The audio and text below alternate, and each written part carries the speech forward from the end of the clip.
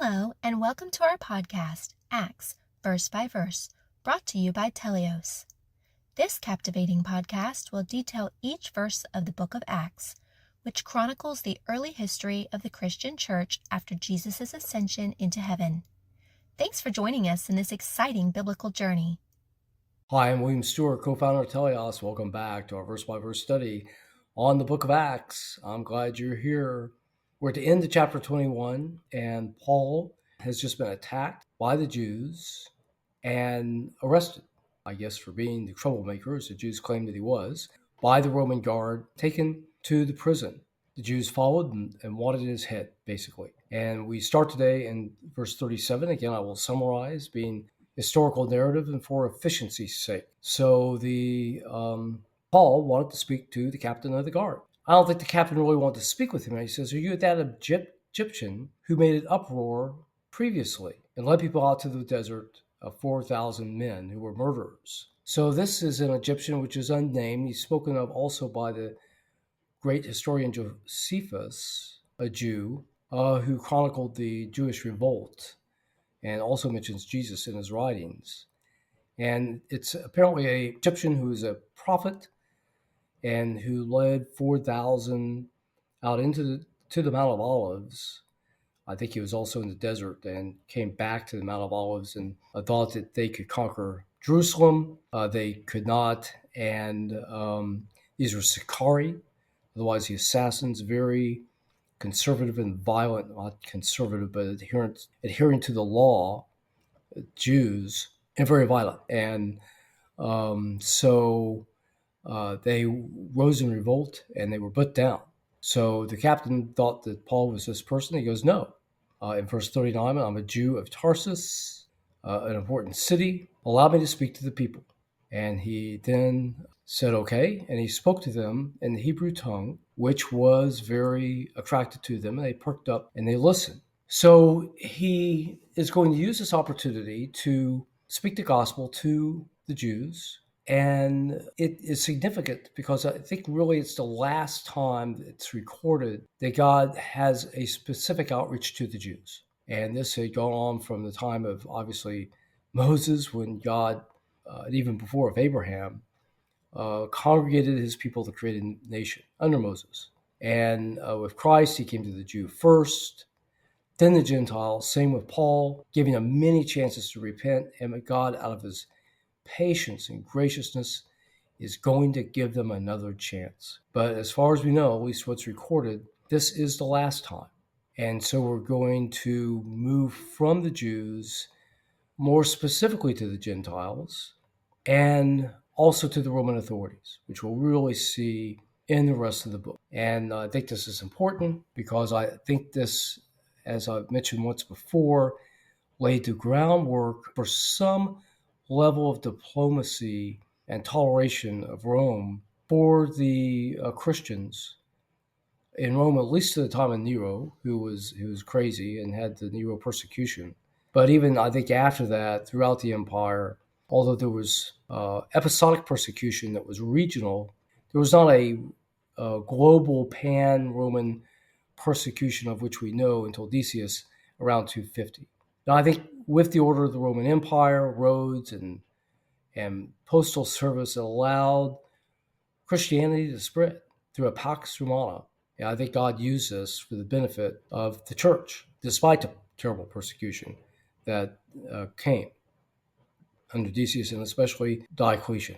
Well, really, both of them were bad. So he speaks and he gives his background. So we're going to talk about his background first to qualify himself in front of the Jews, his testimony story. Next time, we'll talk about his gospel presentation. So he said he was born in Tarsus. It's in southeast Turkey, in Syria, which is the province. He studied under Gamaliel, who was a well-known rabbi at the time. And he was perfect unto the law and the fathers and zealous, as you are to this day. So he compliments them. And he persecuted the church.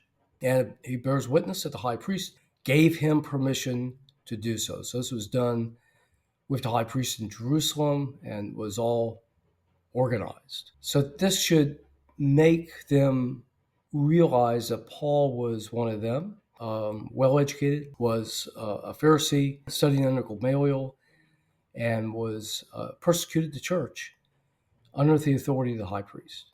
He was going to Damascus, and Christ spoke to him, saying, Saul, Saul, why do you persecute me? And Paul, in the narrative, goes, who are you? Jesus of Nazareth, who you persecute. So he saw the great light. He said he was blinded. He went to Damascus. And another Jewish Christian, Ananias, as we read about in Acts 9, gave him back his sight. But he includes a line from Ananias that was not in Acts 9, arise, go forth into Damascus, and it shall be told unto thee. Well, those things are, that's Christ speaking. He was to go to Damascus. But Ananias said, thou hast chosen thee, that thou shouldst know his will and see the just one. Otherwise, Christ, this is a term from the Old Testament. So much of our New Testament terms are taken from the Old Testament, maybe 50%.